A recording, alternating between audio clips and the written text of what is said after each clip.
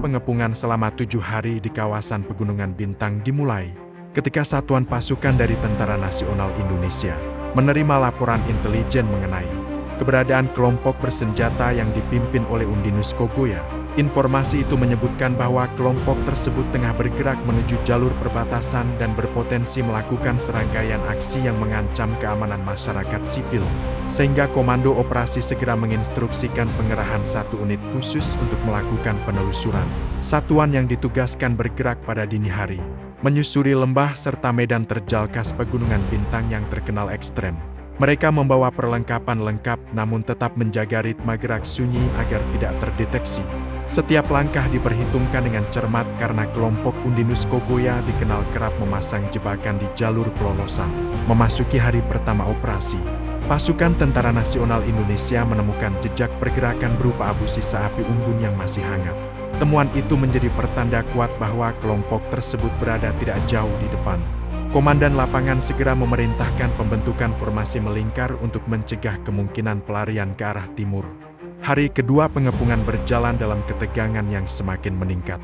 Terdengar suara dentuman samar dari lembah, menandakan bahwa kelompok Undinus Kogoya sedang memindahkan senjata dan logistik. Pasukan Tentara Nasional Indonesia memperketat perimeter dan menutup jalur keluar masuk yang masih mungkin dimanfaatkan.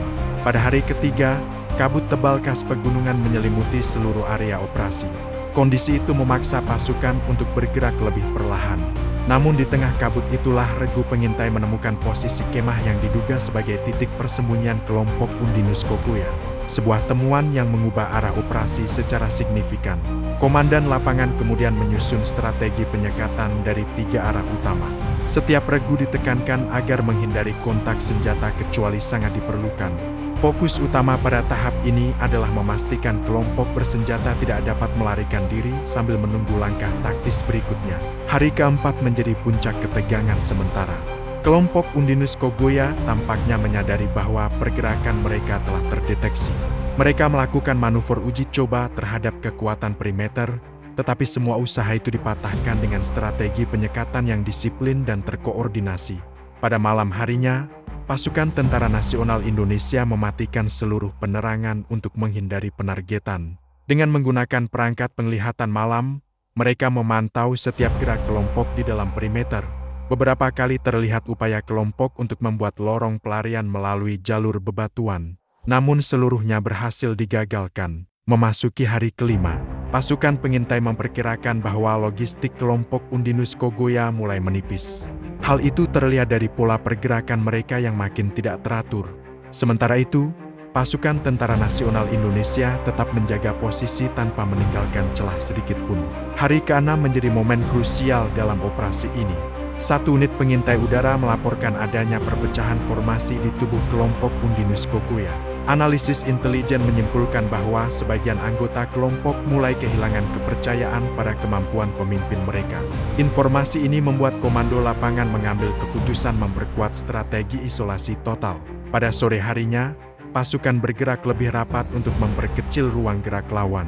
Dinding pengepungan dibuat semakin padat, dan setiap posisi dicatat dengan teliti untuk menghindari salah identifikasi saat kontak terjadi. Situasi itu menandai bahwa operasi telah memasuki tahap akhir. Tibalah hari ke-7 yang menjadi puncak drama panjang ini.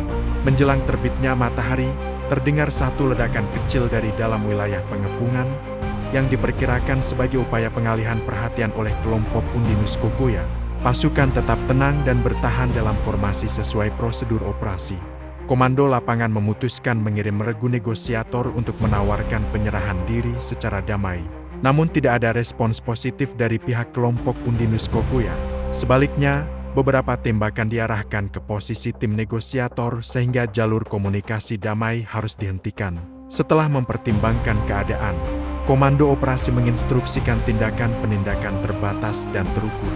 Pasukan bergerak maju dengan perlindungan penuh, memastikan tidak ada bahaya bagi masyarakat sekitar dan tetap mematuhi standar operasi yang ketat. Ketika pasukan memasuki radius terakhir, kontak senjata tidak dapat dihindari. Kelompok Undinus Kogoya berusaha mempertahankan posisi dengan peralatan seadanya. Namun pasukan Tentara Nasional Indonesia yang bergerak dengan koordinasi rapi memiliki keunggulan yang signifikan. Dalam situasi tersebut, Undinus Kogoya terlihat mencoba melarikan diri melalui celah bebatuan curam. Namun upaya itu terhenti ketika regu penutup berhasil memotong jalur pelariannya. Di titik ini, Undinus Kogoya dinyatakan tewas setelah kontak singkat terjadi. Setelah itu, pasukan melakukan penyisiran menyeluruh untuk memastikan tidak ada ancaman lanjutan. Mereka menemukan sejumlah perlengkapan komunikasi dan catatan yang ditinggalkan kelompok, yang kemudian diamankan untuk analisis lebih lanjut. Komandan operasi kemudian menyatakan bahwa pengepungan selama 7 hari di Pegunungan Bintang telah berakhir dengan tuntas. Seluruh pasukan ditarik kembali ke pos komando terdekat untuk menjalani evaluasi dan konsolidasi setelah operasi. Kabar keberhasilan operasi ini sampai ke masyarakat yang tinggal di kawasan Pegunungan Bintang. Banyak dari mereka merasa lega karena ancaman yang sebelumnya mengganggu aktivitas harian akhirnya berhasil dihentikan oleh aparat keamanan. Misi pengepungan tersebut menjadi catatan penting dalam upaya menjaga stabilitas keamanan di wilayah pegunungan. Berakhirnya kiprah Undinus Kogoya menandai penutupan satu babak konflik yang cukup panjang di kawasan itu. Drama panjang ini sekaligus menjadi pengingat bahwa operasi pengamanan selalu menuntut ketegasan, kehati-hatian, dan koordinasi yang matang. Pasukan yang terlibat kembali dengan membawa pengalaman berharga yang akan digunakan dalam misi-misi berikutnya di masa mendatang.